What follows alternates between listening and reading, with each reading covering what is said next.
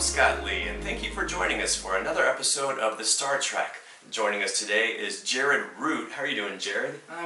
I'm stupendous. How are you? I'm doing great. Thanks for joining us. Yeah, of course. So you're a young guy, 18 years old, and you've been acting for how long now? Going on 9 years. 9 years? Wow, so you're 19 years old. What made you get into the acting world? It's funny. My sister actually wanted to go into modeling first, and I lived in Louisiana at the time, so we were at an open call in the mall, and they were like, "Who wants to do a cold read?" And I was like, and I loved reading at the time, so I decided to do that, and then obviously signed with them.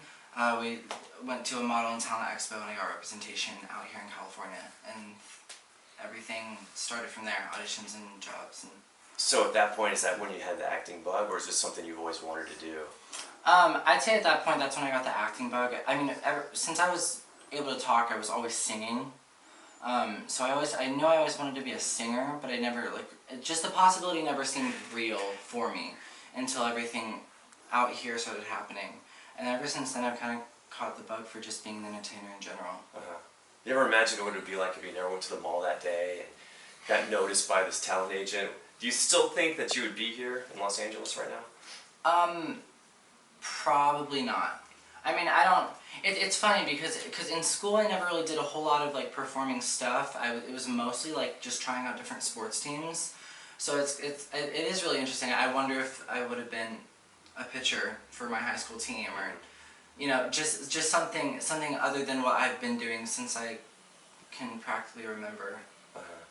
So no regrets. You don't look back and be like, oh wow, I wish I did have those sporting experiences. Yeah, I mean, I mean, in high school, because I was homeschooled for 5 years, all the way up until high school, but I was on my track team while still auditioning and going through stuff like that. So I did get the sport experience, but definitely no regrets going into the industry because it's like my home. It's like my place, my spot. Yeah, because as a child actor, that's what a lot of people look at. They're like, oh, these actors really don't have a childhood. You were able to balance that. What advice would you have for those child actors who are starting off or are acting right now? Well, I would probably say that as a teenager and as kids, you're going through those phases where you're learning things for the first time. You're curious. You kind of are figuring out who you are, what kind of people you want to be around. But I would say, don't let that distract you from what you want to do.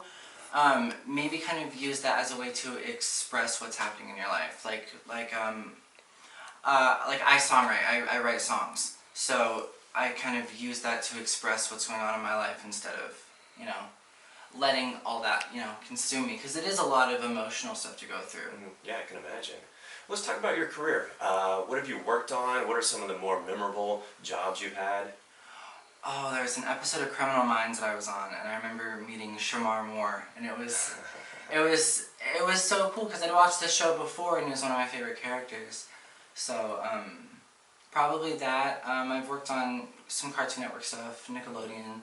I was on The Fosters, which is really funny because it became one of my favorite shows, and I forget that I'm on it sometimes. Just recently I did a holiday spectacular film for Brat, and I was John Lennon in the Forever Four. Oh, cool. With Sherry Wang. Cool. So your singing background came in handy, I'd imagine? Yeah. Were you able to sing in that role? Yeah, and it was really interesting kind of morphing into, having the accent and learning the history behind him, and kind of morphing into playing that, because I'm so used to playing fictional characters. It's kind of fun to play someone that's based off of something. You have something to reference. Yeah. Well, that's awesome. What are some of the roles you want to tackle in the future? You have a lot of years, ahead of you. Anything that you have your sights set on? I love drama and I love horror, and I would love to maybe lead the way in a drama miniseries or episodic or a drama film. I really eat that stuff up, so it would be really fun to get involved with, some really big studios, some big films. I would love that. Yeah, cool. Is this what you expected, when you packed your bags, moved out here to LA? Is this, what you thought it would be, or any surprises along the way?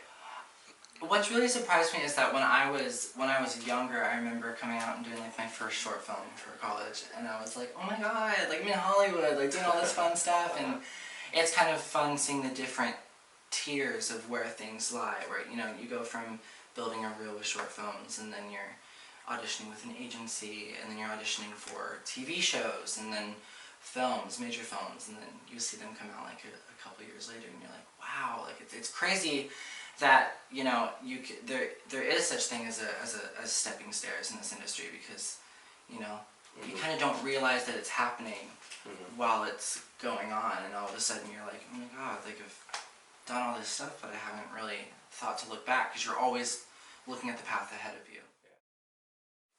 So Jared, talk to us about the highs and lows of being an actor. Like, how do you deal with the accomplishments, and how do you deal with like the dry spells that you might experience? I would probably say that obviously the highs are when you are going really far with an audition and going to callbacks and producer sessions. I'd say that the lows are when you get really close on something and it just doesn't follow through, it doesn't work out, and probably number one is the rejection. A lot of people, it's hard to handle, going to auditions continuously for years and not getting things, but then it's like that one moment every 6 months or so when you do book something, it makes everything worth it, because you're finally getting a chance to do what you love to do, and showing your support system what you do. Sure. I do want to mention one thing I have to brag about Jared. Jared received 2 accolades for Best Leading Actor this year, 2019. Tell us about that. Well, that's pretty much what it is. It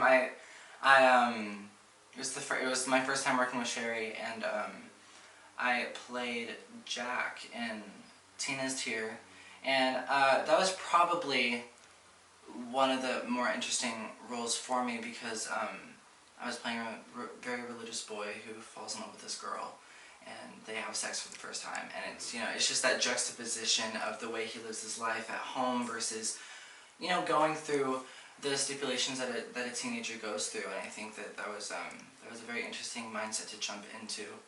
Again, it's very dramatic, so Sure. of course it was easy for me to jump into that.